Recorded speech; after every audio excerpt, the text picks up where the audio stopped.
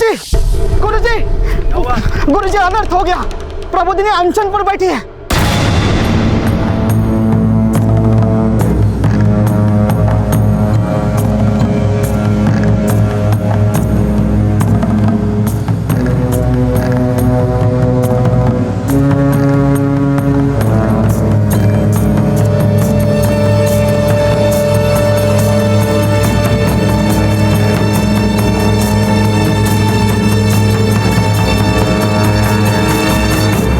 प्रबोधिनी, तुम मर्यादा का उल्लंघन कर रही हो।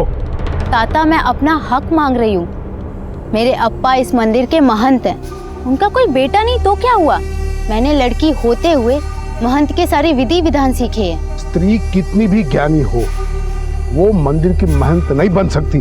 ताता, आज के युग की स्त्री जो चाहे वो कर सकती है, और जो अब तक नहीं हुआ वो मैं करूंगी। प्रबोधिनी, क्षमा ताता, क्षमा। बच्ची नादान है, मैं मना किया था ना मैंने। चलो इधर से। समझाओ इसे, वरना हम भूल जाएंगे कि ये तुम्हारी बेटी है। तय्युम ताहा तय्युम दत्त तय्युम दत्त तय्युम ताहा ताहा। अक्का कुछ खा लो ना, दत्त आपके अनशन का कोई फायदा नहीं है। तय्युम। प्रबोधिनी, तू अपने अप्पा से शास्त्र सीखने से तो अच्छा था ना विंध्या की तरह मुझसे नृत्य सीख लेती। हाँ अक्का, अभी तक तो ना आप बहुत बड़ी डांसर बन गई होती। अक्का, संतरा नहीं तो सेब ही खा लो, या फिर कुछ और ला दूं? ये कोई फल वल नहीं खाएगी, क्योंकि इसे तो पसंद है आइसक्रीम। अप्पा, आइसक्रीम? ये तो मेरी भी फेवरेट है। अप्पा, ये आइसक्रीम दिखाकर आप मेरा निर्णय नहीं बदल पाओगे। आपको तय करना ही होगा। मेघनाथ नहीं, मैं महंत बनूंगी। अप्पा, आप चाहें तो शास्त्रार्थ करा लें, मैं उनसे ज्यादा ज्ञानी हूँ। बैठो।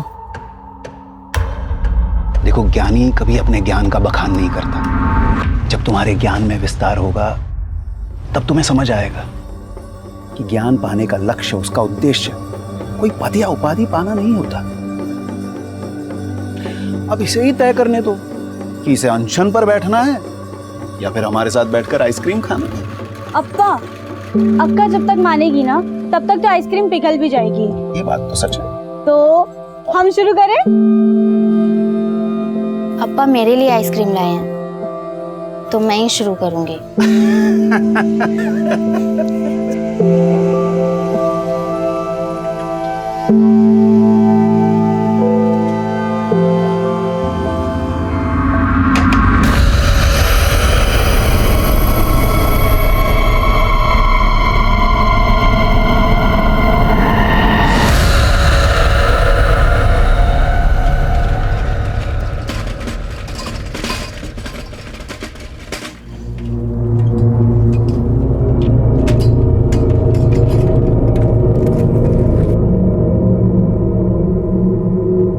अक्का, दूध।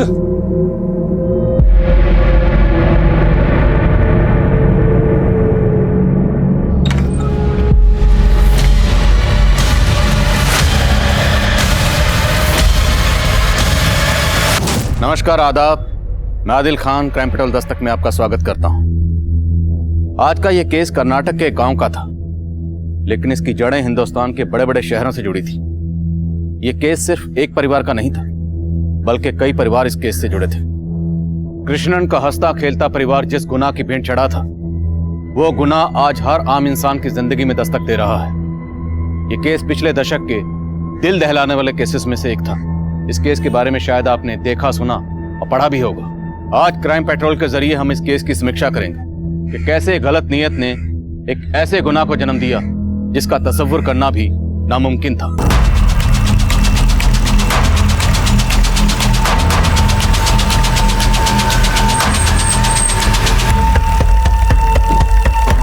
पीछे हो जाइए।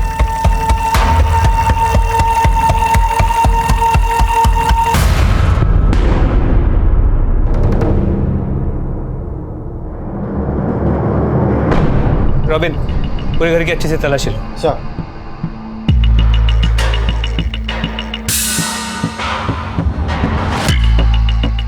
कृष्णन हमारे कावेरी मंदिर के महंत थे। सुबह मंगलाचरण के आरती के लिए भी वो नहीं आए थे, इसलिए हम यहाँ आ ही रहे थे तो कृष्णन के बारे में पता चला। इस कृष्णन के परिवार में कौन कौन है? इनकी बीवी और 3 बेटियां हैं। बीवी और 2 बड़ी बेटियों का फोन नहीं लग रहा और छोटी बेटी के पास फोन नहीं है। साहब मुझे तो लगता है ये षड्यंत्र है। कृष्णन आत्महत्या कर ही नहीं सकता। आप कह रहे हैं कि ये कृष्णन आत्महत्या नहीं कर सकते, पर उनका पूरा परिवार भी गायब। ये चक्कर क्या है? सब परसों शाम से इनका परिवार को वहाँ कोई नहीं दिखा। कल मैंने इस बारे में महंत से भी बात किया था। नमस्कार महंत जी। नमस्कार। 2 दिन से बच्चे दिखाई नहीं दे रहे, हमारे यहाँ खेलने भी नहीं आया वो बच्चे जो हैं वो मंदोदरी के साथ मामा के यहाँ गए हुए हैं। आएंगे तो भेज दूंगा खेलने के लिए। नमस्कार। इन बच्चों का मामा रहता कहाँ है? वेतरणा गांव में। नंदन नाम है उनका, मेरे पास नंबर है उनका।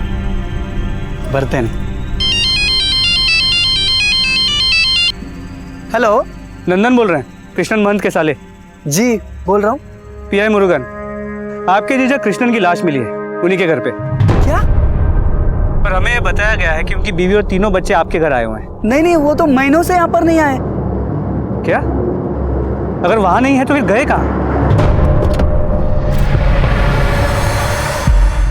सब मुझे मालूम नहीं। मानसी से साले ने ऐसा क्यों बोला?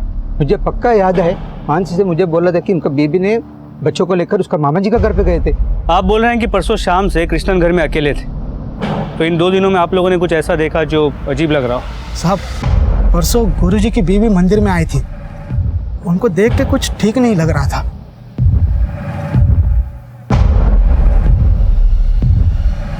तुम यहाँ क्यों आई? आप मेरा फोन नहीं उठा रहे थे। अरे फोन नहीं उठा रहा तो क्या हुआ?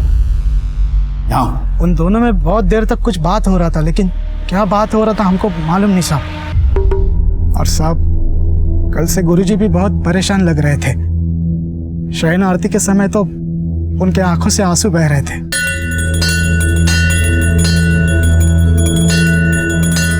तभी लगा कि गुरुजी प्रभु की भक्ति में भाव विभोर हो रहे हैं।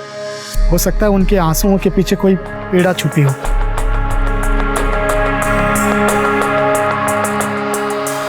हेगड़े, गांव के बाकी लोगों से बात करो। देखो इस परिवार का गांव में किसी के साथ कोई प्रॉब्लम वगैरह था? सर।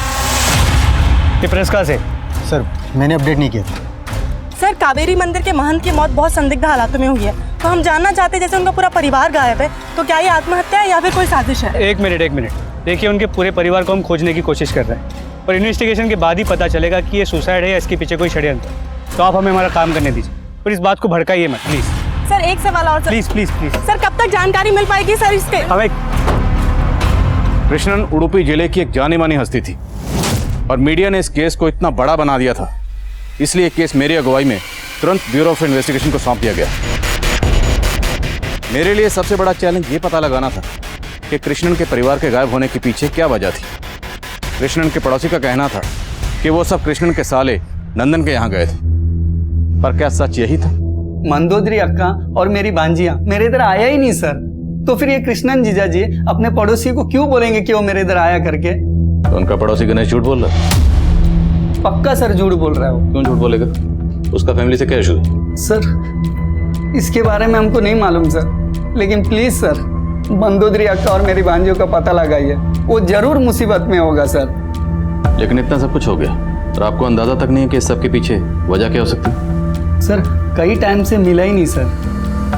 आखिरी बार 1.5 महीने पहले मंदोदरी अक्का सुमति को लेकर मेरे इधर आए थे, 2 लाख रुपए मांग रहे थे। अक्का बोली कृष्णन जीजा जी को किसका उधारी चुकता करने का। किससे उधार लिया था कृष्णन ने? सर, ये तो नहीं पता, लेकिन सर इस वजह से अक्का बहुत परेशान लग रहे थे।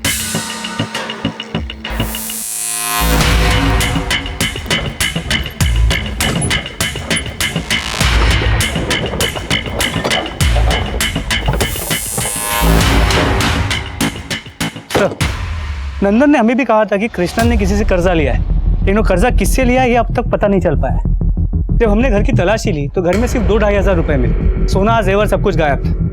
सर हमने गांव और आसपास के सभी सोनार से बात भी की, लेकिन किसी ने भी ये नहीं कहा कि कृष्णन की फैमिली से कोई भी उनके पास आया हो सोना गिरवी रखने के लिए। कृष्णन को 14 अप्रैल को यहाँ पर लटकते हुए सबसे पहले दूध वाले ने देखा और पड़ोसियों का कहना है कि 2 दिन से कृष्णन घर में अकेला था। लेकिन सर दूध वाले का कुछ और ही कहना था। सर मैं सुना ये पड़ोसी लोग बोल रहे हैं कि पिछले 2 दिन से महंत जी की फैमिली नहीं थी, लेकिन जब कल मैं दूध देने आया था तो उन्होंने पूरा दूध लिया था, इतना रोज लेते हैं। तो तुमने कृष्णन जी की फैमिली में से किसी को देखा था? नहीं साहब, दूध तो महंत जी ने लिया था, उनकी फैमिली में तो किसी को नहीं देखा। लेकिन हाँ साहब, जब उनकी फैमिली नहीं होती तो वो दूध कम लेते हैं, लेकिन कल तो उन्होंने पूरा दूध लिया था। सर गणेश के अलावा बाकी पड़ोसियों का भी यही कहना है कि कृष्णन 2 दिन से घर में अकेला ही था। मंदोदरी के भाई नंदन से भी कोई क्लू नहीं मिल पाया। हमने सभी के कॉल रिकॉर्ड चेक किए, सुमति फ़ोन रखती नहीं थी। तो बाकी सबका फ़ोन कृष्णन की बॉडी मिलने के 2 दिन पहले शाम से बंद है। फ़ोन बंद कहाँ हुआ? मंदोदरी का फ़ोन यहाँ डाक खाने वाले एरिया में बंद हुआ था। और बाकी सबके? प्रबोधिनी और विंध्या का फ़ोन मंदोदरी के फ़ोन के बंद होने के 2 घंटे बाद यहाँ गाँव में ही स्विच ऑफ हुआ। कॉल रिकॉर्ड से कुछ मिला? नहीं सर, मंदोदरी के कॉल रिकॉर्ड में एक नंबर मिला है जो किसी सदाशिव का है। मंदोदरी का फ़ोन बंद होने से 1 घंटे पहले उसने सदाशिव को फ़ोन भी किया, तो दोनों के बीच अक्सर बातें भी होती। आप ये डाकखाने वाला एरिया और उसके आसपास के एरिया को एक बार फिर से अच्छे से स्कैन करिए। हम जरा सदाशिव से मिलते हैं। Right sir. थैंक यू मुर्गा सर।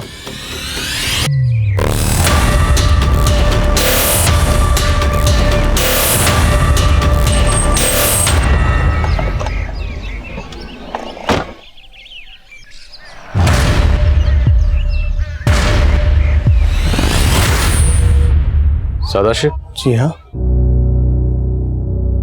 सर, कामाक्षी मेरी बेटी मंदोदरी की छोटी बेटियों के साथ स्कूल में पढ़ती थी और मंदोदरी के घर जाकर भरतनाट्यम सीखती थी।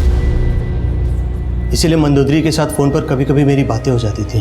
कभी कभी नहीं, काफ़ी बातें होती थी आपकी। और शायद कृष्णन को आपका इस तरह फ़ोन पे बात करना पसंद नहीं था। ऐसा कुछ नहीं है सर। तो क्या वजह हो सकती है? कृष्णन ने सुसाइड क्यों किया? मंदोदरी और उसकी तीनों बेटियाँ कहाँ गायब हैं? सर इन सब से तो मैं खुद ही हैरान हूँ, पर ऐसा कुछ नहीं है जैसा आप सोच रहे हो।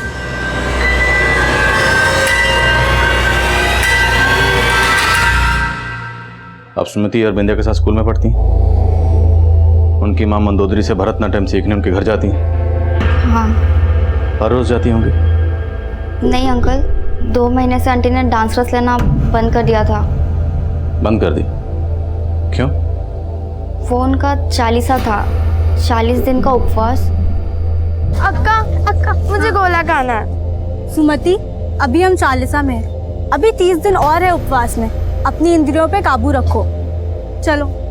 पर अंकल 1 हफ्ते पहले ही विंध्या और सुमति ने स्कूल आना बंद कर दिया था। Sir 1 minute. सर डाकखाने वाले एरिया में जहाँ पर मंदोदरी का फ़ोन बंद हुआ था वहाँ पर एक लाश मिली है।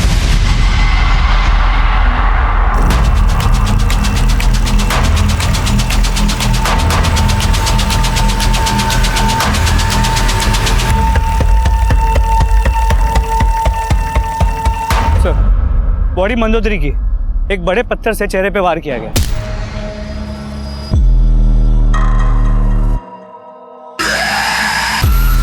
बॉडी को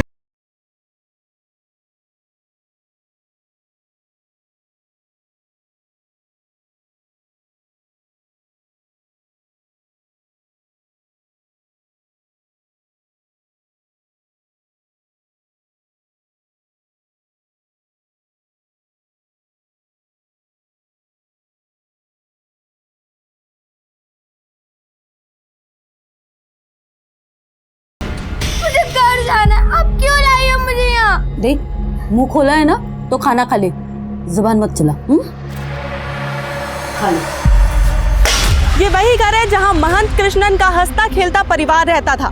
महंत कृष्णन के बाद उनकी बीवी मंदोदरी की लाश भी मिल गई है, लेकिन उनकी तीनों बेटियां अब तक गायब हैं। महंत कृष्णन के परिवार के इस केस ने की मुश्किलें और भी बढ़ा दी है। आखिर महंत कृष्णन का परिवार किसके अपराध का शिकार हुआ और अब उनकी तीनों बेटियां कहां हैं? ये सवाल अब भी बना हुआ है। हम आपको समय समय पर जानकारी देते रहेंगे।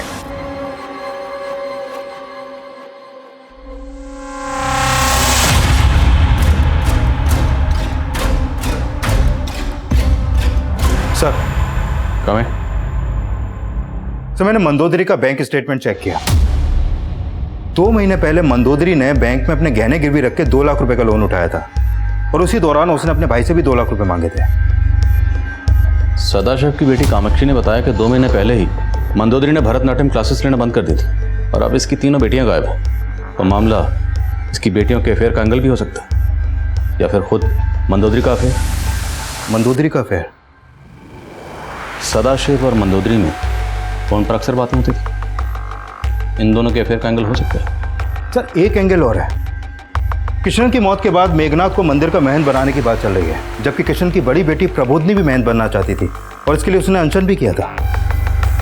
सर ये बात 2 महीने पुरानी है और किशन की मौत से सिर्फ मेघनाथ को फायदा हुआ है।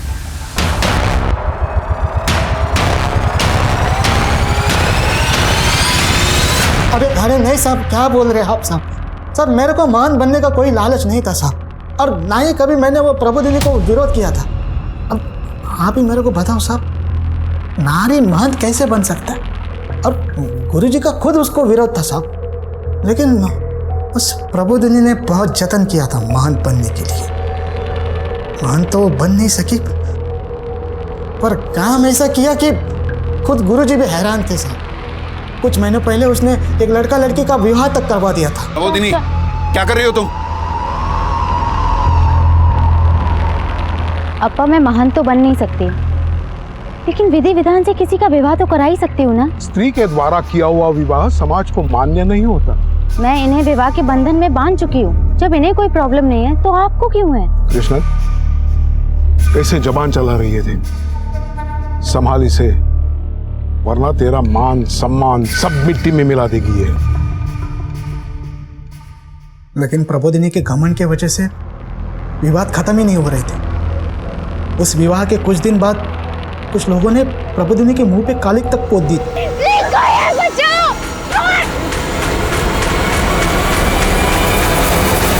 कौन थे वो 2 लोग जिन्होंने प्रबोधिनी के मुंह पर कालिक पोती थी? वो मालूम नहीं साहब, उनके चेहरा ढका हुआ था। लेकिन ये तो मालूम होगा ना कि वो लड़का लड़की कौन थे जिनकी प्रबोधिनी ने शादी करवाई थी? वो दूसरे गांव के लोग थे साहब। उन दोनों ने भाग के शादी किया था, लेकिन गुरुजी को शक था कि प्रबोधिनी के मुंह पे कालिक पोतने वाले लोग भी उसी लड़का लड़की के परिवार से होंगे, लेकिन अभी तक कुछ मालूम नहीं चला सर। किसी के साथ कुछ किया होगा जो ये सब कर गए तेरे साथ। अब बोलेगी भी कौन थे वो? जो भी हो अप्पा, मैं उनका पता लगा के रहूंगी। मैं उन्हें छोड़ूंगी नहीं। बंद करिए क्रांतिकारी बातें। अपना तो सोचती नहीं, अपनी बहनों का तो सोच। सुमति भी थी ना तेरे साथ, उसके साथ अगर कुछ कर देते तो? अप्पा मैं अपनी बहनों के लिए अपनी जान भी न्यौछावर करने के लिए तैयार हूँ। अब फिर मत कहना कि मुझे इनकी फिक्र नहीं है। मेघनाथ इतना कुछ जानता था, लेकिन पहले कुछ नहीं बोला। इसका बयान वेरीफाई करवाओ और उस कपल के बारे में पता करवाओ जिसकी शादी प्रबोधिनी ने करवाई थी। सर आपकी वो किशन की बेटियों के अफेयर वाली थ्योरी बिल्कुल सही साबित हुई। किशन की मझली बेटी विंध्या के कॉल रिकॉर्ड में एक सरफराज नाम के लड़के का नंबर मिला है सर। सरफराज और विंध्या इन दोनों के बीच में फोन पर काफी बातें होती थी। ये देखिए कट्टर महंत की बेटी का अफेयर दूसरे मजहब के लड़के के साथ। लेकिन अगर मान लें कि विंध्या सरफराज के साथ अफेयर के चलते गायब है, तो बाकी तो बेटी वो कहाँ है? कौन है सरफराज? सर ये है सरफराज। ये फोटो हमें मोबाइल नेटवर्क सर्विस प्रोवाइडर से मिला है। फिलहाल इसका नंबर बंद आ रहा है सर, लेकिन इसका मोबाइल नंबर उडुपी के एड्रेस पर रजिस्टर्ड है।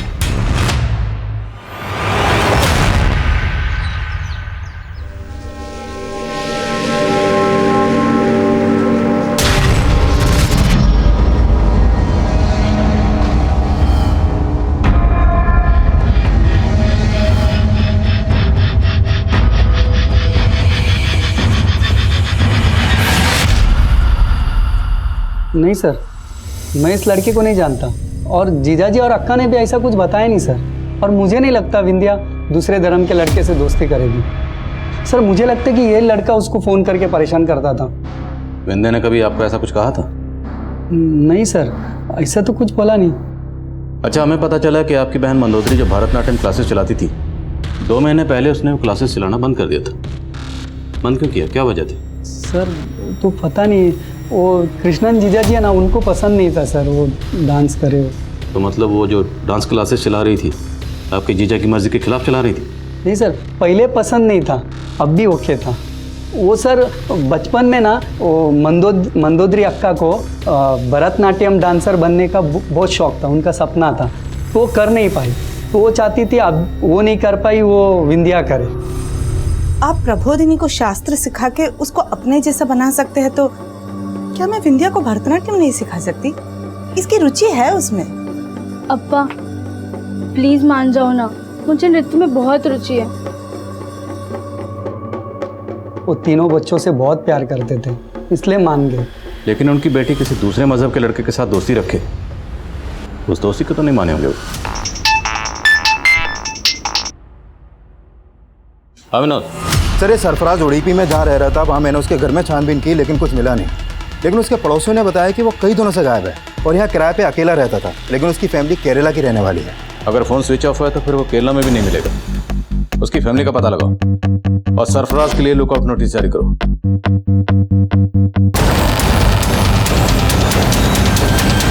अम्मा मुझे कन्याकुमारी नहीं जाना, मुझे मौसी के पास जाना है, बेंगलुरु में। अरे तुम्हारी मौसी तो बेंगलुरु में अकेली रहती है, सुबह शाम काम पे रहती है, कौन संभालेगा वहाँ तुम्हें?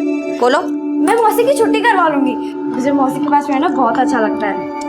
इसका मन कर रहा है तो अपनी बहन से मिलवा ला, कन्याकुमारी बाद में चलते हैं। हाँ? अप्पा मेरे लिए आप क्यों अपना प्रोग्राम कैंसिल करते हो? मैं मौसी के पास अकेले रह लूंगी। ठीक है, सोचते। फोन बज रहा है, उठा जा।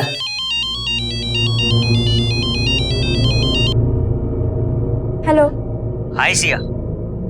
कौन बोल रहा है? मेरी आवाज भी भूल गई तुम?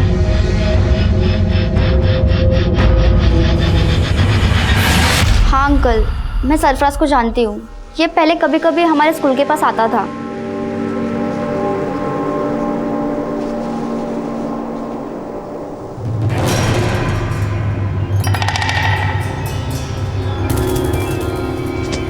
तब मुझे मालूम नहीं था कि ये दूसरे धर्म का है। जैसे मुझे मालूम चला, मैंने विंध्या को समझाया कि उसके पापा गुस्सा करेंगे, तो उसने मुझसे कहा कि दारा शिगो है। दारा शिगो? दारा शिगो औरंगजेब का भाई था। दूसरा धर्म का होते हुए भी ना उसने उपनिषद ज्ञान में महारत हासिल किया था, और अब तो सरफराज भी उपनिषद की पढ़ाई कर रहा है। तो 2 साल बाद मैं 18 साल की पूरी हो जाऊंगी, और तब तक तो सरफराज भी सब कुछ सीख जाएगा। और फिर क्या, अप्पा इम्प्रेस हो जाएंगे और हमारी शादी हो जाएगी। ले आ गया तेरा दारा शिगो। अंकल, विंध्या सरफराज से सच्चा प्यार करती थी, फिर उन लोगों ने अचानक मिलना बंद कर दिया। क्यों? ये तो उसने कभी मुझे बताया नहीं, शायद दोनों का ब्रेकअप हो गया था।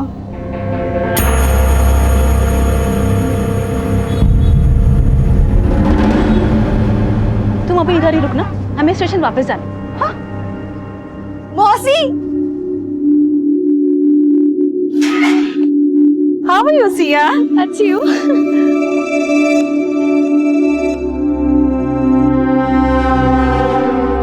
आपको पता है मैंने ना अपना सामान भी पैक कर लिया, चलो। अरे अरे रुको, को बैठने तो दो पहले। क्या तुमने? जा जा जा पानी लेके। हाँ, अरे नहीं जीजा जी, ज्यादा टाइम नहीं है, 1 घंटे में ट्रेन भी है और ऑटो भी वेट कर रहा है। सर, शायद सरफराज और विंध्या के ब्रेकअप की वजह ये हो कि कृष्णन को उनके अफेयर के बारे में पता चल गया हो और अब विंध्या सरफराज के साथ कहीं भाग गई हो। लेकिन विनोद, सिर्फ विंध्या गायब नहीं है, उसकी दोनों बहनें भी गायब हैं। तीनों बहनों का एक साथ गायब होना, कृष्णन की लाश का उसके घर में लटका हुआ मिलना, विंध्या का मर्डर होना, यह सब किसी अफेयर के लिए नहीं हो सकता। ये कोई बड़ा गेम है। और कामाक्षी ने बताया था कि विंध्या सरफराज को दारा शिगो बोलती थी, और तो सरफराज उनके धर्म के उपनिषद सीख रहा था, उनका धर्म अपनाना चाहता था। तो शायद ये सरफराज सिर्फ विंध्या ही नहीं बल्कि तीनों बहनों के पीछे था, और मामला ब्लैकमेलिंग का भी हो सकता है, क्योंकि मंदोदरी पैसे के इंतजाम में लगी हुई थी। इस सरफराज की बैकग्राउंड चेक करो, पता करवाओ कहीं ये किसी क्रिमिनल एक्टिविटी में इन्वॉल्व तो नहीं।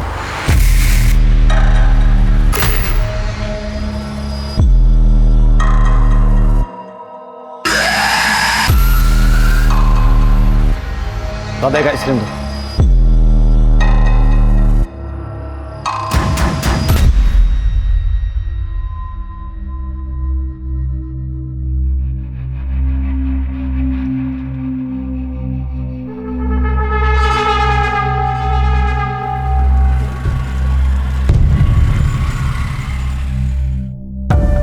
सर कृष्णन और मंदोदरी की पोस्टमार्टम रिपोर्ट आ गई है। कृष्णन की मौत फांसी की वजह से ही हुई है।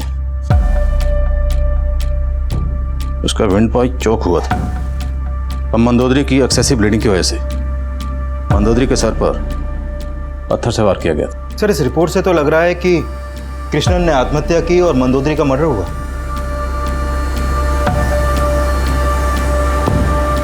मंदोदरी का कत्ल कृष्णन की मौत के 40 घंटे पहले हुआ, जिस दौरान वो कृष्णन से मिलने मंदिर गई।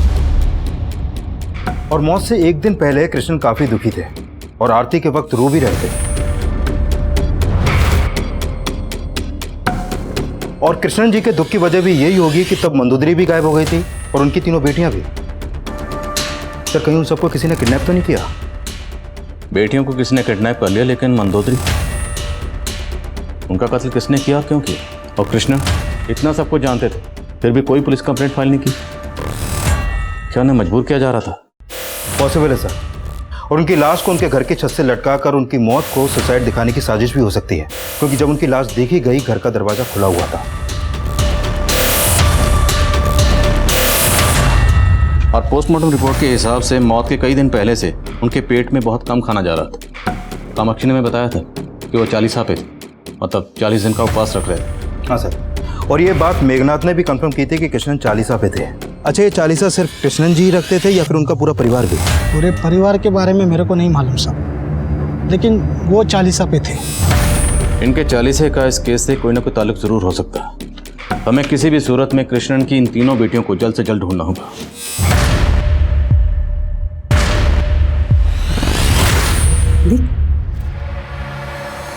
कैसा लगा? हाँ?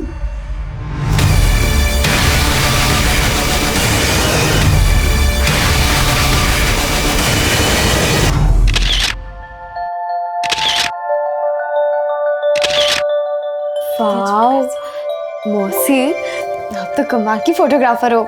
मैं कमाल की नहीं हूँ। तू है इतनी फोटोजेनिक? सी कितनी अच्छी फोटोग्राफ्स आई हैं। ये वाली बहुत अच्छी है। नेक्स्ट देख। एक मिनट मौसी। हेलो, कैसी हो सिया? Wrong number. किसका फोन था सिया? रॉन्ग नंबर मौसी।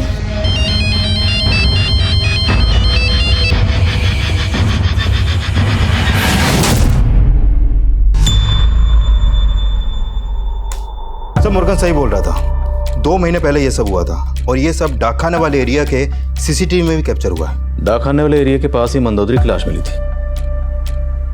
ये 2 लोग कौन है जिन्होंने प्रबोधिनी के चेहरे पर कालिक पोती? सर फिलहाल इनके बारे में कुछ पता नहीं चल पा रहा, लेकिन मैं उस लड़के और लड़की के परिवार वालों से भी मिला जिन्होंने भागकर शादी की थी और प्रबोधिनी ने उनकी शादी के रिचुअल्स करवाए थे। लेकिन सर वो कपल काफी टाइम से गायब है और उनके परिवार वालों से भी मिलकर कुछ हाथ नहीं लगा, क्योंकि वो भी अपने बच्चों के टच में नहीं है। उन दोनों के परिवार वालों का कृष्णन और प्रबोधिनी के परिवार को नुकसान पहुंचाने का स्ट्रांग मोटिव हो सकता है। डिटेल निकलवाओ। सरफराज की अपडेट? नहीं सर, अभी तक उसका कोई अपडेट नहीं है, लेकिन मैं सरफराज, विंध्या और प्रबोधिनी के सोशल मीडिया अकाउंट चेक करवा रहा हूँ, शायद वहां से कुछ मिले। अमरगुन सर, कावेरी गांव के बाहर एक जमीन कावेरी मंदिर के धर्मशाला के लिए खरीदी गई थी।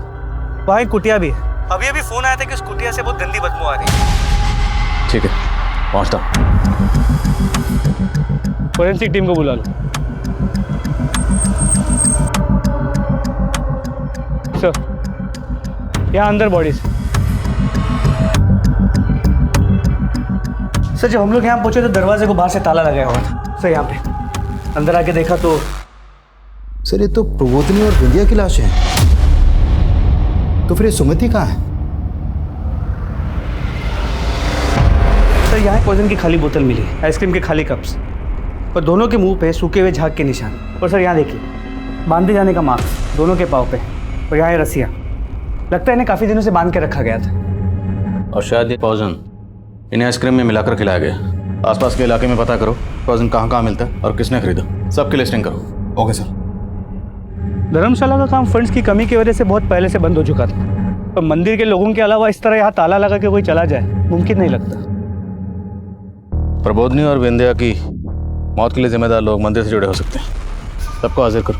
साहब काफी वक्त से हम वहां गए नहीं हैं। तो क्या किसी और से कृष्णन की बेटियों को वहां पर बंद करवाया था? ये देखो, ये किसी की चाल है मुझे बदनाम करने की। किसकी चाल? ये आपका काम है, आप ढूंढ निकालो। आप जैसा सोच रहे हैं वैसे हिंसक लोग हम नहीं है। हिंसा तो आपने बाद में की थी यशोदास जी। पहले तो आपने ही प्रबोधनी के मुंह पे कालिक पतवाई होगी। अरे सर, आप बेकार में मेरे पर शक कर रहे हैं साहब। उस धर्मशाला वाली जगह पर तो खुद गुरुजी का भी आना जाना था साहब। साफ साफ बोल, क्या कहना चाहता है? मैं बस इतना ही कहना चाहता हूँ कि साहब मैंने कुछ नहीं किया साहब। तो किसने किया? तुम्हारे ठेकेदार ने, यशोदास ने? बार बार एक ही बात का जवाब नहीं देंगे हम, हमें जाने दो। अगर आप हमें बंद करेंगे तो जगह जगह दंगे होंगे। आप जानते नहीं है हमारा यहाँ कितना प्रभाव है। जब तक इन दोनों के खिलाफ कोई ठोस सबूत नहीं मिलता, इन्हें यहाँ ज्यादा देर तक रखना ठीक नहीं होगा। इनके फॉलोअर हंगामा कर सकते हैं, जाने दो इन्हें, लेकिन नजर रखो इन। सब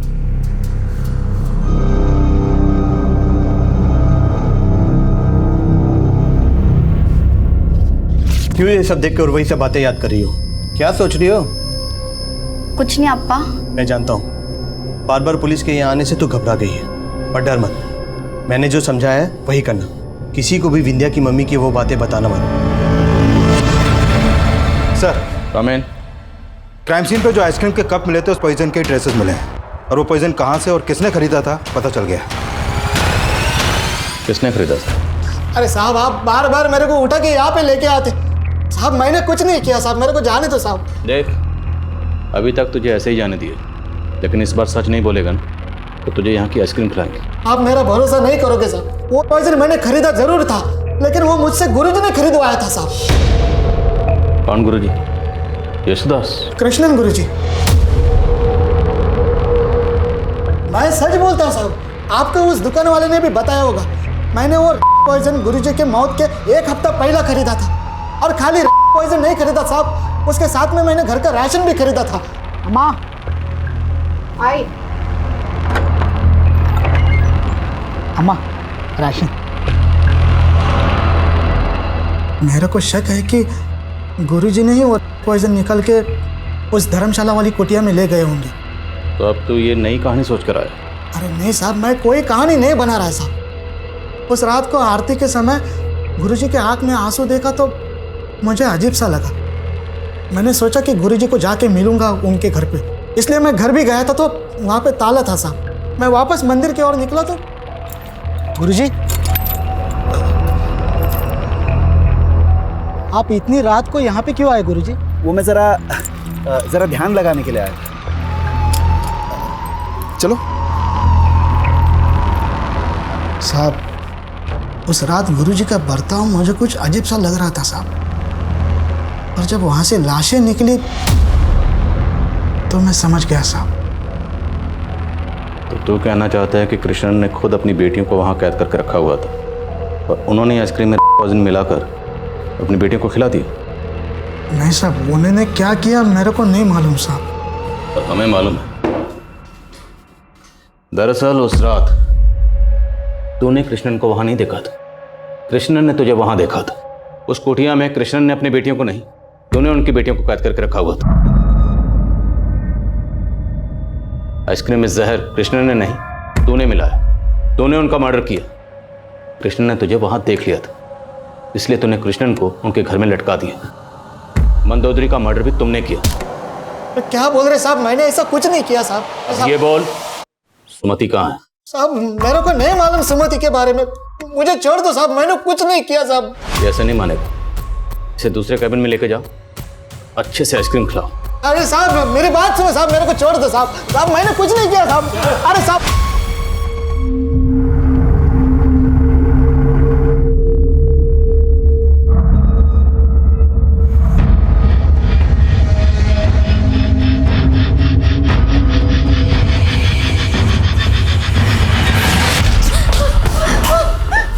बेशरम, कहीं मुंह दिखाने लायक नहीं छोड़ा तुमने हमें। 4 महीने से पेट से है, अब डॉक्टर कह रहे हैं कि बच्चा भी नहीं गिरा सकता। क्यों किया?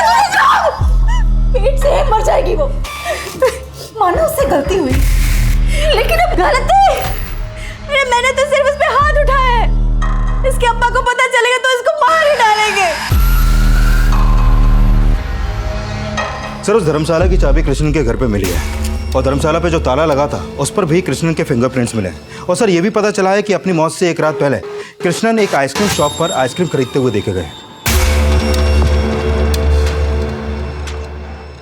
और इस दुकान वाले ने भी कृष्णन को आइडेंटिफाई किया। सर एक बात और, जिस समय मंदोदरी का फोन डाकखाने वाले एरिया में बंद हुआ लगभग उसी समय कृष्णन का फोन भी उसी एरिया में एक्टिव था। सर ये सारे समीकरण तो इस मेघनाथ के स्टेटमेंट को सही साबित कर रहे हैं। लेकिन मंदोदरी का मर्डर कृष्णन की मौत के तकरीबन 40 घंटे मतलब 2 दिन पहले हुआ। तो हो सकता है ये कोई सोची समझी साजिश हो, जिस साजिश के तहत कृष्णन की बेटियों को अगवा करके कृष्णन को यह सब करने के लिए मजबूर किया गया। क्राइम सीन पर कृष्णन के फिंगरप्रिंट्स का मिले और कृष्णन के फ़ोन का सेम उसी लोकेशन पर एक्टिव होना जहां पर उसकी पत्नी मंदोदरी का फ़ोन स्विच ऑफ हुआ था, ये सब किसी साजिश की तरफ इशारा करते हैं। इस केस में ऐसे और बहुत से सवाल हैं जिनका जवाब मिलना भी बाकी है। कृष्णन ने कर्जा किससे लिया था?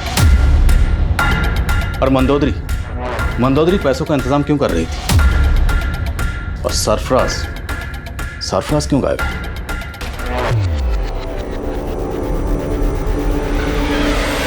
और वो 2 लोग कौन थे जिन्होंने प्रबोधनी के चेहरे पर कालिख पोती थी? और सबसे अहम सवाल, सुमति कहाँ है? खा ले। और कुछ सोचा है तुमने उसके बारे में जो मैंने तुम्हें बोला था, या यूं रो रो के मरना है?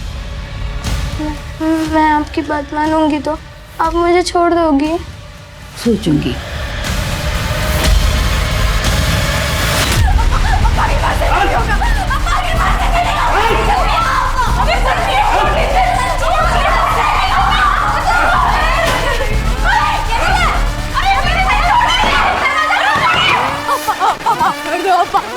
कूद यहाँ से, कूद। माफ कर दो। मुझे माफी नहीं, मौत दूंगा मैं तुझे। ऐसी लड़की नहीं चाहिए मुझे। कूद। नहीं कूदेगी? ठीक है।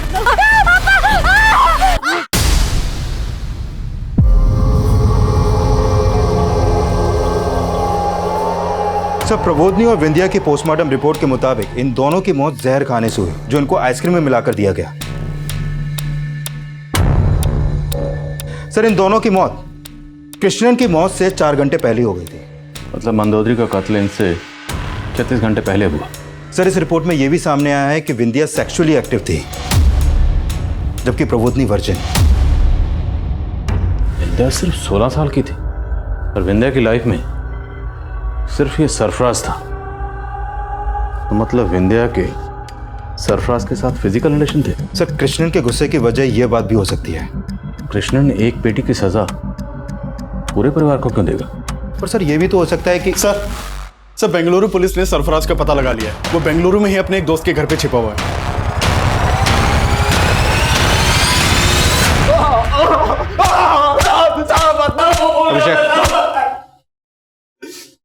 बोल। साहब अम्मा कसम मैं सच बोल रहा है साहब, मैं भागा नहीं था।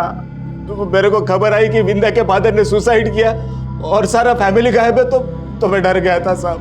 सोचा वो मंदिर वाले लोग आके मेरे को परेशान करेगा, नुकसान पहुंचाएगा। विंध्या के फादर कृष्णन को पता था कि तुम्हारी विंध्या के साथ सिर्फ दोस्ती नहीं फिजिकल रिलेशन भी थे? नहीं सर, हम लोग में ऐसा कोई रिलेशन नहीं था सर, बल्कि हम लोग में अच्छी दोस्ती थी। और 2 महीने पहले पता नहीं अचानक विंध्या ने वो खत्म कर दी। विंध्या तुम्हें हो क्या गया है? तुम मुझे ऐसे अवॉइड क्यों कर रही हो? सरफराज, इस वक्त मेरे पास तुम्हारी बातों का कोई जवाब नहीं है। प्लीज मुझसे मिलने की कोशिश मत करो। क्यों ना करूं? मैं प्यार करता हूं तुमसे, और ये अचानक से क्या हो गया तुम्हें? मैं तुम्हें कुछ भी अभी नहीं बता सकती। प्लीज छोड़ दो मुझे। विंध्या उस दिन कामाक्षी के पापा ने मेरे को देख लिया था। मुझे लगा वो विंध्या के पापा को जाके बताएंगे, इसलिए साहब मैं चिप गया था, मैं भागा नहीं था साहब। यहां तेरी कोई सफाई नहीं चलने वाली। अगर ये सरफराज वाकई सच बोल रहा है तो ऐसी क्या वजह रही होगी कि विंध्या ने उसे 2 महीने पहले अवॉइड करना शुरू कर दिया? और वो कौन है जिसके साथ विंध्या के फिजिकल रिलेशन थे और विंध्या सेक्सुअली एक्टिव हुई? सूत्रों से पता चला है कि भी यही मान रही है कि कृष्णन ने ही अपने पूरे परिवार का मर्डर किया है। विंध्या और उसके बॉयफ्रेंड सरफराज के खिलाफ कोई भी ठोस सबूत नहीं मिल पाया है। और अगर कृष्णन ने ही अपने पूरे परिवार का मर्डर किया है तो क्या इसके पीछे का राज ये है कि कृष्णन का अपनी खुद की बेटी के साथ नाजायज संबंध था। अरे मीडिया वही कहती है जो पुलिस उन्हें बताती है, और वो पुलिस तो कुछ कर नहीं पा रही है, और इसलिए वो कृष्णन के ऊपर ऐसे घिनौने आरोप लगा रही है। ये हम कभी बर्दाश्त नहीं करेंगे। हमने ऐसी कोई थ्योरी नहीं बनाई थी कि कृष्णन के अपनी बेटी के साथ नाजायज ताल्लुकात थे, लेकिन मीडिया के अनुमान ने माहौल काफी बिगाड़ दिया था। हमने तुरंत प्रेस कॉन्फ्रेंस करके ये यकीन दिलाया कि हम कृष्णन के परिवार के गुनाहगारों का जल्द से जल्द पता लगाएंगे। तब हमने महसूस किया कि इस परिवार पर जो गुजरी थी उसकी वजह 2 महीने पुरानी थी। उसी दौरान मंदोदरी पैसों का इंतजाम करने में जुटी थी।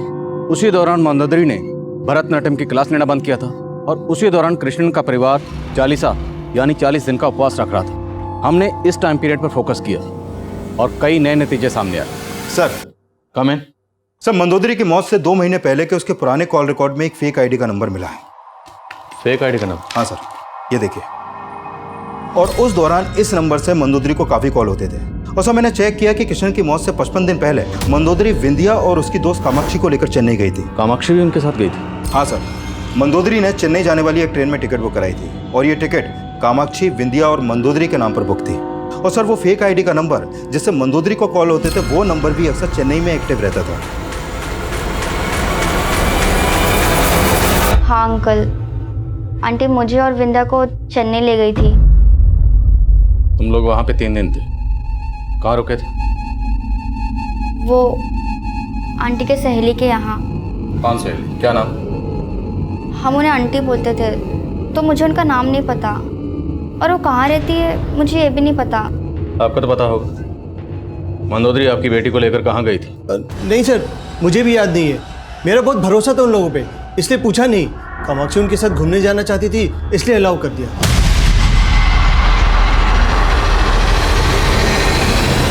ये सदाशिव पक्का को छुपा रहा है, और इसकी बेटी कामाक्षी भी वही बोल रही है जिसके बाप ने उसे बोला है। तुम दोनों बाप बेटी पर नजर रखो, और हम मंदोदरी के भैया भाभी से मिलते हैं। शायद उन्हें मालूम हो कि मंदोदरी चेन्नई में किस सहेली के वहाँ रुकी थी। Okay sir. मुझे नहीं मालूम अक्का का कौन सहेली चेन्नई में। मुझे तो ये भी नहीं मालूम अक्का चेन्नई गई थी। मंदोदरी को एक फेक आईडी से लिए गए नंबर से अक्सर कॉल आते थे चेन्नई से। ये वो नंबर है। किसका है नंबर? सर, ये नंबर के बारे में मेरे को नहीं मालूम सर। बाकी सबको तो हमने खो दिया, लेकिन सर प्लीज़ आप कुछ भी करके सुमति को ढूंढ दीजिए ना, प्लीज सर। ए, क्या हुआ? मैंने तो तुझे अभी बांध के भी नहीं रखा है, तो गुमसुम से क्यों बैठी है? मुझे अक्का, अम्मा और अप्पा की याद आ रही है।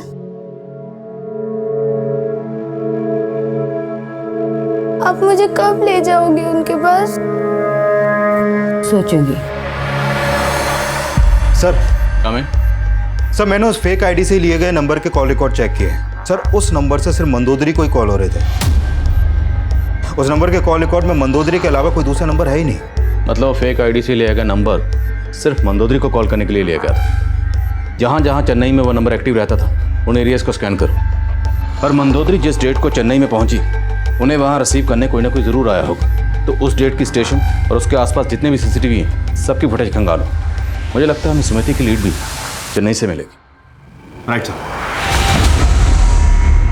सुमति की तलाश में हम चेन्नई रेलवे स्टेशन से लेकर हर छोटी बड़ी जगह पर लगातार तफ्तीश कर रहे थे, पर हमारे हाथ कुछ नहीं लगा।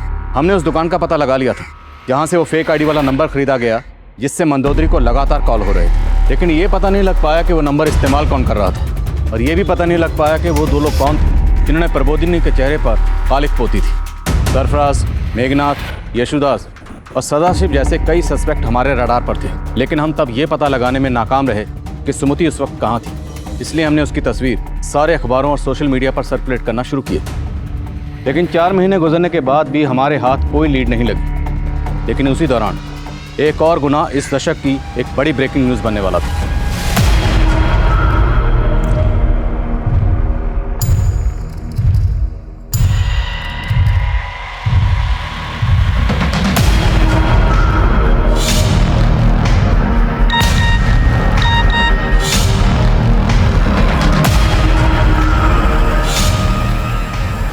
ये देख, तेरे लिए मैं क्या लेके आई हूँ?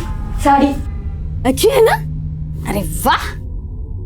मुझे ये नहीं चाहिए आंटी। मैं आपकी सारी बातें मानती हूँ, अब मुझे घर का भी लेके जाएंगे। अरे तेरे लिए तो कर रही हूँ मैं। देख, ये साड़ी पहना के सजा के तुझे घर पे भेजूंगी, तू बहुत सुंदर लगेगी। हाँ चल आजा आजा।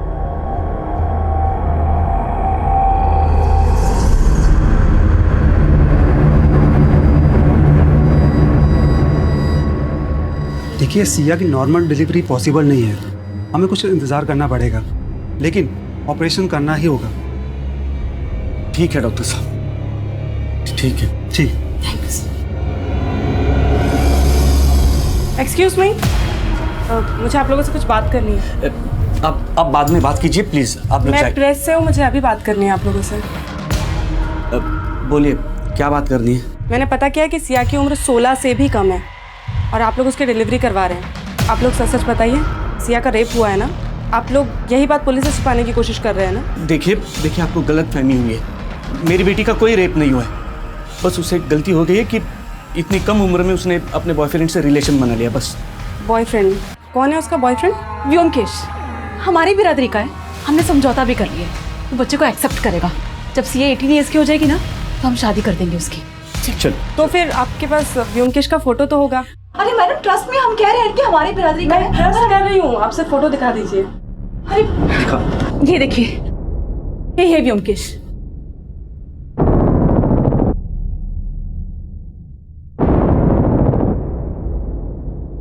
एक मिनट, तुम व्योमकेश हो ना? तुम्ही ने सिया का रेप किया है ना? कैसी बात कर रही है मैडम आप? मैं प्यार करता हूँ सिया से, मैंने रेप नहीं किया उसका। कम से कम 5-6 साल छोटी है वो तुमसे, और तुमने, माइनर है वो, उसे प्रेग्नेंट कर दिया। माना मैडम, हमसे गलती हुई है, अब मैं सुधार भी कर रहा हूँ अपनी गलती में। मैडम, उसके पेट में जो बच्चा पल रहा है वो हमारे प्यार की निशानी है मैडम, मैंने रेप नहीं किया मैडम उसका। मैं इसका फोटो ले रही हूँ। सिया के पेरेंट्स के खिलाफ जाकर रिपोर्टर दमयंती ने खलबली पैदा कर उसने अखबारों में छाप दिया कि सिया के पेट में रेप चाइल्ड। मिनिस्ट्री को इसकी भनक लग गई और उन्होंने इसकी जांच की, लेकिन सिया के पेरेंट्स के बयान के बाद व्योमकेश को रेपिस्ट नहीं बल्कि एक ऐसा लवर मानकर सराहा जाने लगा जो हर हाल में सिया को अपनाना चाहता था। अलग अलग पॉलिटिकल पार्टीज के नेता, सोशल वर्कर सब सिया के शुभचिंतक बन गए।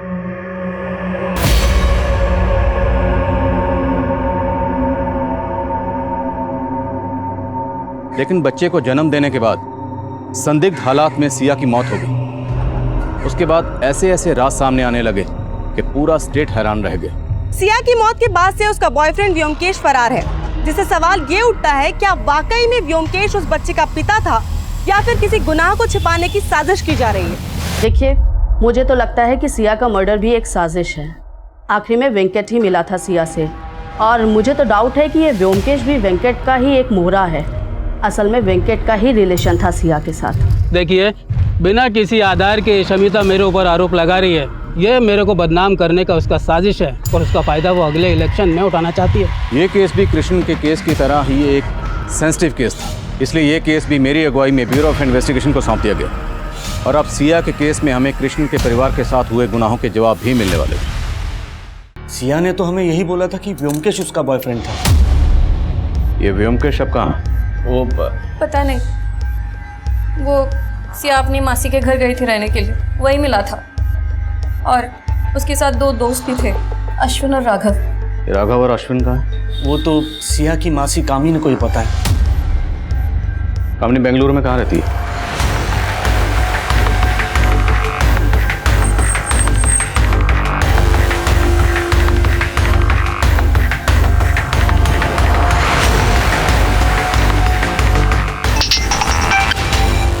विनोद सर, ये कामिनी अपने घर पे भी नहीं मिली, कई दिनों से ताला लगा उसके घर पे। तो मतलब सिर्फ कामिनी नहीं, व्योमकेश भी गायब है। ढूंढो इन दोनों को और व्योमकेश के दोस्तों का भी पता लगाओ। Okay sir.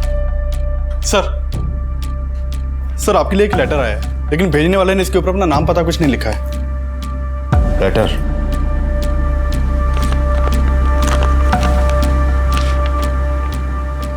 सर, मैं विंध्या और उसके परिवार की हमदर्द हूँ और मुझे मालूम है कि उन सबकी मौत की जिम्मेदार ललिता है।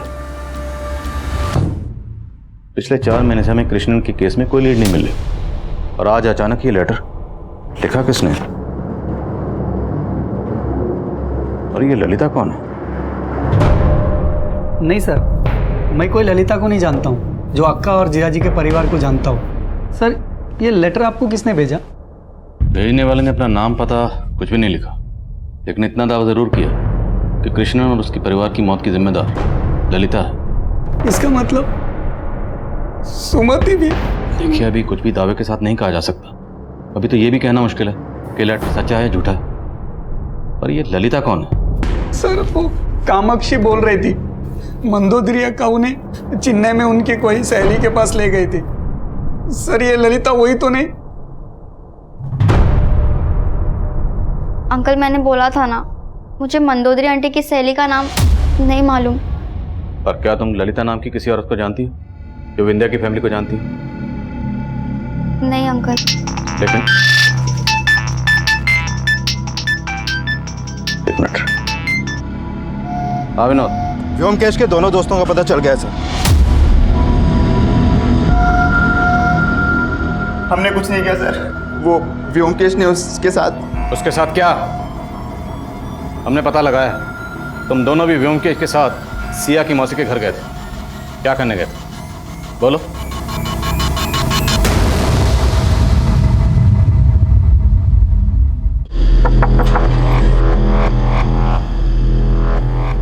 तुम यहाँ? तुमने फोन नहीं उठाया इसलिए मैं यहाँ चला आया। अंदर नहीं बुलाओगी?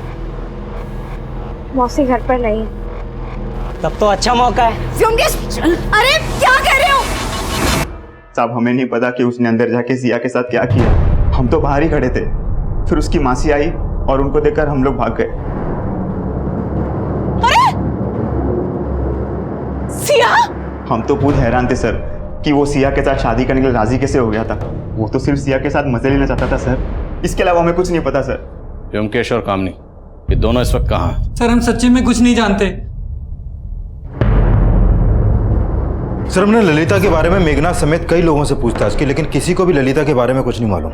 तो हो सकता है ललिता का नाम इस केस में हमारा ध्यान भटकाने के लिए लाया गया हो, क्योंकि अगर किसी को लीड देनी थी तभी देते। अब अचानक से इतने अरसे बाद ये लेटर क्यों लिखता? फिर भी पता करो ये लेटर पोस्ट कहाँ से हुआ। शायद ये भी पता चले कि पोस्ट किया किसने। Okay sir. और अभिषेक ये यस मुर्गन। सर हमारे खबरी सुमति की तलाश कर रहे थे तो गोमांतक गांव से एक इन्फॉर्मेशन मिली है। कैसी इन्फॉर्मेशन? सर गोमांतक गांव में एक पुजारी है जो एक चाइल्ड मैरिज करने वाला है। एक औरत उससे लगातार मिल रही है और जिस लड़की की वो चाइल्ड मैरिज करने वाला है उसकी उम्र करीब 14 साल है। तो हो सकता है कि वो लड़की सुमति हो। हमारी टीम तुरंत तुमसे कांटेक्ट करेगी, तब तक उस पर नजर रखो।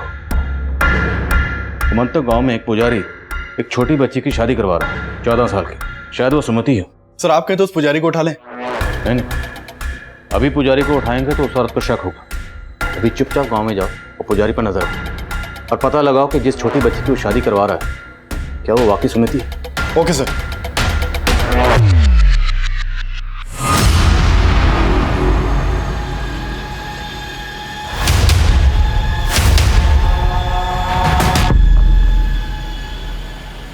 सर सर मैं कामिनी के कॉल रिकॉर्ड चेक कर रहा था तो उसमें एक ललिता नायर नाम की औरत का नंबर मिला है। सर ये नंबर काफ़ी टाइम से बंद है।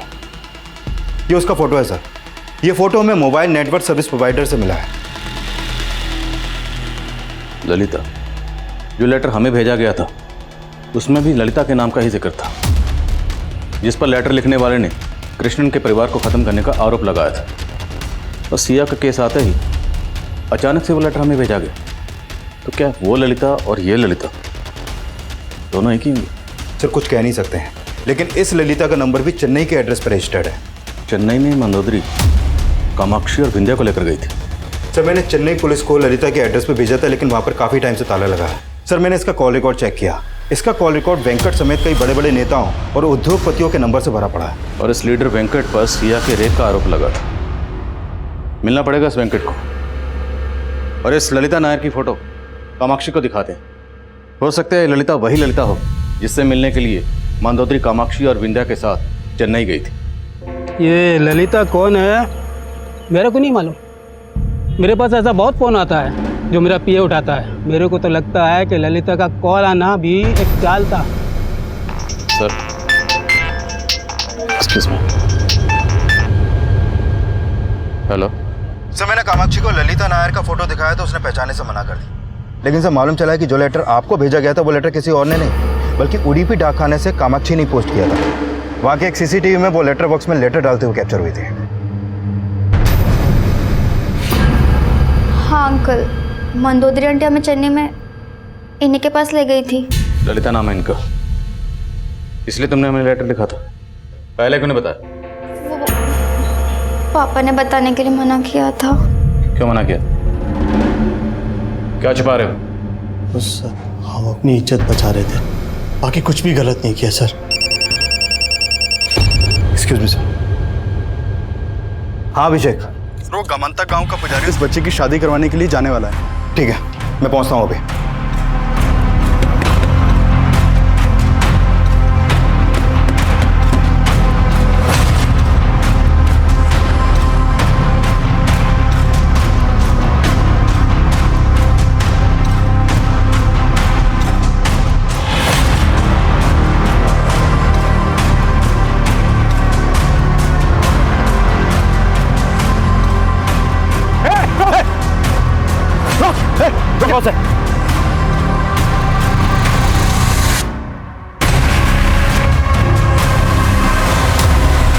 सर, बड़ी मुश्किल से मेरे बेटी का रिश्ता एक जगह तय हो गया था। जिस लड़की को मैंने अपने बेटे के लिए चुना था उसी की शादी वो प्रबोधिनी ने दूसरी जगह करवाई थी। मेरे बेटे को कोई लड़की नहीं मिल रही थी शादी के लिए। हमें बदला लेना था प्रबोधिनी से, इसलिए हमने सुमति को उठा लिया। मुझे तो बस अपने बेटे का घर बसाना था। अपने बेटे का घर बसाने के लिए तुमने सुमिति को अगवा कर लिया और कृष्णन का पूरा परिवार तबाह कर दिया। नहीं नहीं, हमने कुछ नहीं किया। ये ललिता है ना, हमारे साथ मिली हुई है, कहाँ मिलेगी ये? हम इसको नहीं जानते, हमने किसी को कुछ नहीं किया। रेणु, खातिर करो रुद्राणी की।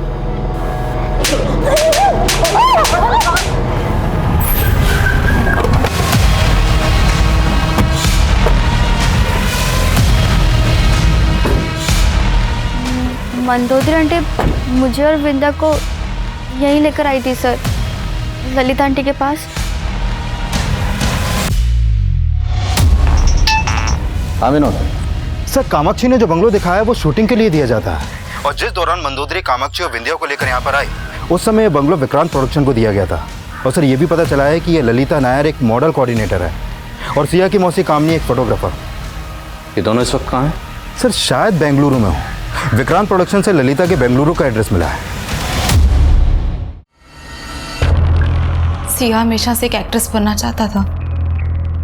अक्का और जीजा जी को ये बात बिल्कुल नहीं पसंद था। समर वेकेशंस पे सिया हमारे पास आया था ताकि वो फिल्म्स में ट्राई कर सके। ललिता एक मॉडल कोऑर्डिनेटर है, काफ़ी टाइम से हम उसको जानता था। जानती हूँ, एक प्रोड्यूसर है जिसे सिया जैसा ही चेहरा चाहिए। मैंने ललिता पे ट्रस्ट करके सिया को इसके साथ भेज दिया, पर मुझे नहीं पता था कि ये उसके बचपने का फ़ायदा उठा के उसके साथ चीट करेगा। सिया मेरी बातों में आ गई। मुझे लगा कि मैं उसकी मासूमियत का फ़ायदा उठा सकती हूँ और मैंने वही किया। और उसे सिर्फ प्रोड्यूसर्स के पास ही नहीं, बाकी बड़े बड़े लीडर्स, बिजनेसमैन, उनके पास भी ले जाने लगे।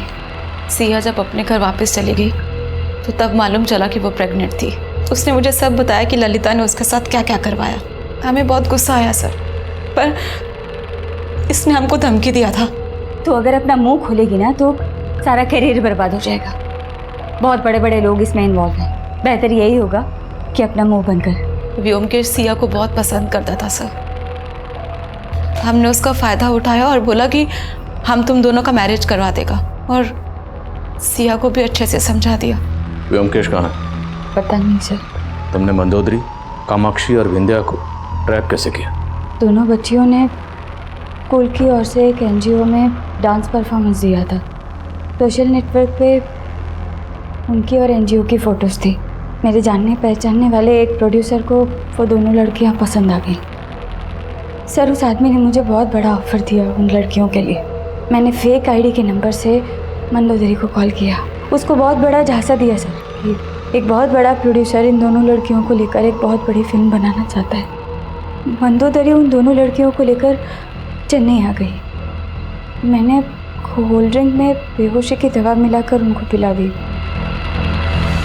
तो उसी फिल्म को लेकर तूने ब्लैकमेल कर रही थी और उनसे पैसे मांग रही थी, इसलिए मंदोदरी पैसों के इंतजाम में लगी हुई थी, क्योंकि ये उसे ब्लैकमेल कर रही थी ना ब्लैकमेल? सर, पर हमने किसी को नहीं मारा है सर, सच में। ललिता के बयान के बाद हमने उन दोनों केसेस में कई गिरफ्तारियां की, जिसमें लीडर वेंकट और व्योमकेश भी शामिल थे। व्योमकेश ने कबूल किया कि उसने सिया का रेप किया था। सिया के बच्चे का डीएनए व्योमकेश से मैच हुआ। कृष्णन ने सुसाइड ही किया था, ये उसकी पोस्टमार्टम रिपोर्ट से साफ हो गया था। मंदोदरी की शॉकिंग चेन्नई ट्रिप के बाद कृष्णन मंदोदरी को ही विंध्या का गुनहगार मान रहा था, इसलिए सबकी शुद्धि के लिए उसने 40 यानी कि 40 दिन के उपवास के लिए कहा था। लेकिन 40 खत्म होने के 2 दिन पहले ही सुमति गायब होगी, और शायद इसके लिए भी कृष्णन मंदोदरी को ही जिम्मेदार मान रहा होगा। जहां मंदोदरी का फोन स्विच ऑफ हुआ, उस जगह पर कृष्णन का फोन एक्टिव था। जहां प्रबोधनी और विंध्या को जहर खिलाया गया, कृष्णन वहां भी मौजूद था। तो ये सारे सर्कमस्टेंशियल एविडेंस यही थ्योरी फॉर्म कर रहे थे कि शायद कृष्णन ने ही मंदोदरी, प्रबोधनी और विंध्या का कत्ल किया।